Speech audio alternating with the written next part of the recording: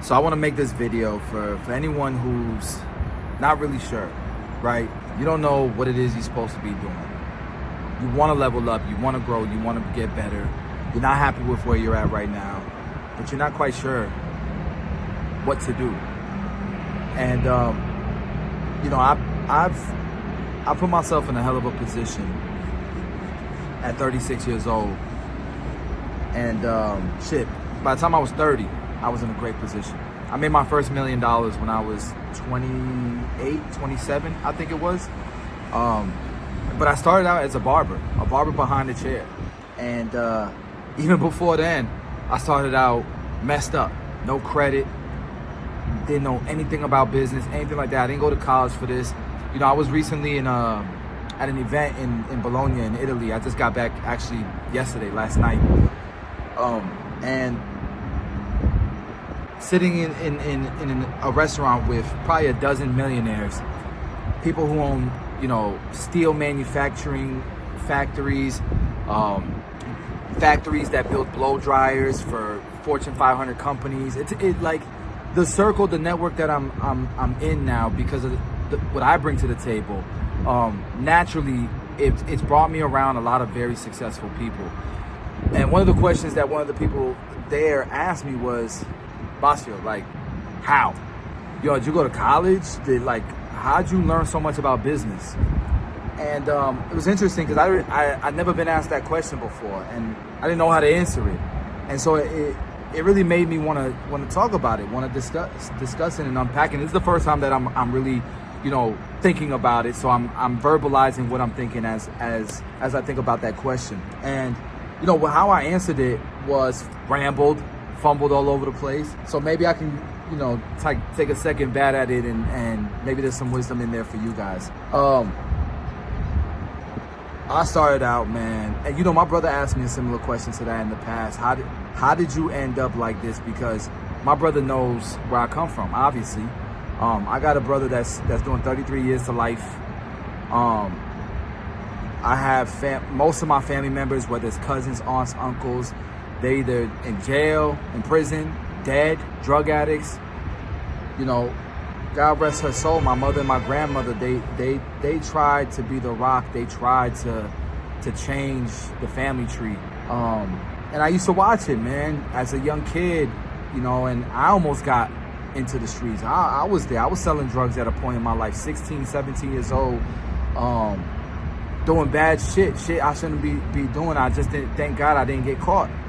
Or else my life would have been ruined too. Shit, I made the Tampa Bay Times for having a 1.7 or 1.8 GPA and losing a bunch of basketball scholarships because I was an athlete, and I almost got sucked into that dead end, man.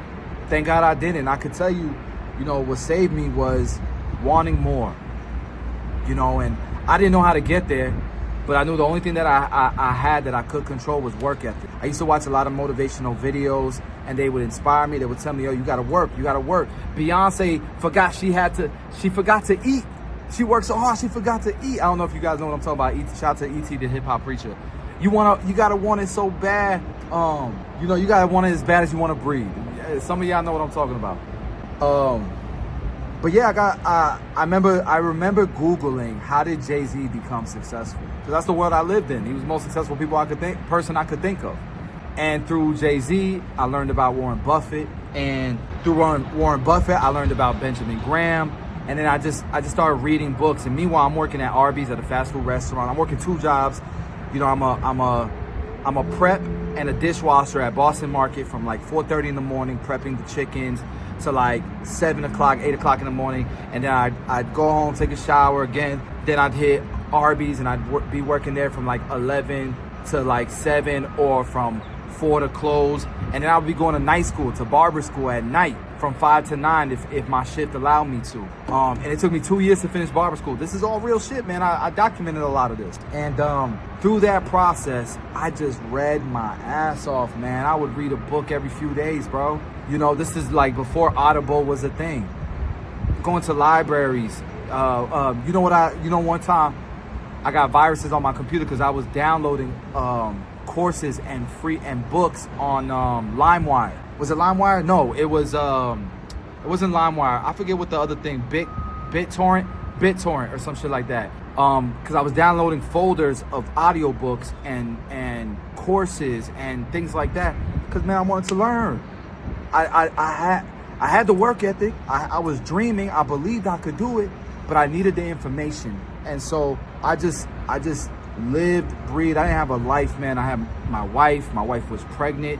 You know, a lot of people, they use that as why they can't do the studying, the hard work, the sacrificing, where I used it as a motivator to why I had to do it so I could change my family tree.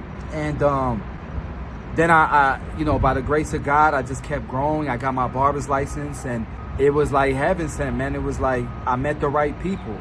And I met, you know, one of my best friends, Danny. And Danny's the most successful person that I had ever met, one of the smartest dudes. To this day, any room, smartest dude in the room, bro, in my opinion. Maybe not the smartest dude, but in what he's great at, he is so good at business. He's so good at strategic thinking. And that was a way of thinking that I never seen before. It's CEO level shit, man. Where I was always just, I got to do it myself. I got to work hard. I'm going to do the best job. You know what I mean? Just that self-employed mentality where people don't realize you need to build teams. You need to build, you know, you need a team of the greats. Elon Musk, Jeff Bezos, they hired the best of the best. You know, Google is big because they've hired the best engineers.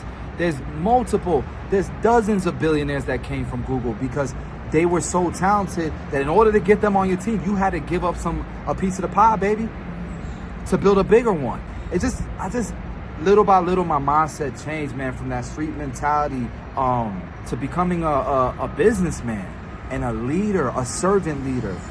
And I started to learn about the things that really was important in life and wanting a balanced life and realizing that wealth wasn't just money. Wealth is health. Wealth is the love, relationships, memories, the people that you're around. And that wisdom throughout the years, man, it's formed me into the person that I am today, where people are asking me, people that I respect, I can't believe I'm you know, at a table breaking bread with, asking me questions like, how'd you do it? I can't believe it. Like,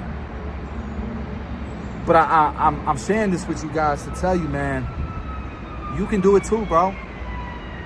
But it's also easy not to do it. Because how many pieces, what if I looked at your YouTube timeline, if I looked at your TikTok For You page, if I looked at the things that you're consuming on a day-to-day basis, that's what's forming who you are. And so I'm not saying don't, I love entertainment. I love movies. I love TV shows. I'm not saying don't do that, because at the end of the day, you don't want to turn yourself into a robot. You got to understand what's going on in current events. You got to have a social life as well. I love basketball still. But here's the thing. I used to only watch basketball on TV. I couldn't afford NBA seasons, the live pass, the NFL pass, all that stuff. If I went to a basketball game, I was in the nosebleeds. Now I can afford to sit front row, baby. You know, and I still do those things, but I can do them at a higher level now because I had delayed gratification. I sacrificed for a season of my life. And again, I'm not saying don't entertain, don't watch entertainment, don't have a social life. But you have to understand that if that's what you're doing the majority of your time, that's what you're going to get in your life. You're going to be an expert on what was LeBron's stat line last night. And that's about it. You're not going to bring value to the table, baby. When you go to the table and you sit down with people who are 8-figure, 9-figure people, billionaires, they're not going to see any value in you. They're not going to ask you the questions that they ask me now. And so I don't regret it for a second. I hope you guys are getting some gems here. Maybe it's 80-20. 80% of the time you're feeding this. You're building this muscle. This is a muscle. You're building this muscle. And 20% of the time you're being human. You know what I mean? But yeah, I just felt like I needed to share that with somebody. And you know, maybe this was valuable to you guys, and I'd love to hear more from you guys in the comment section. And maybe off of this video, that'll feed the next journaling that I'll do. I'm gonna call this journaling. All right, y'all.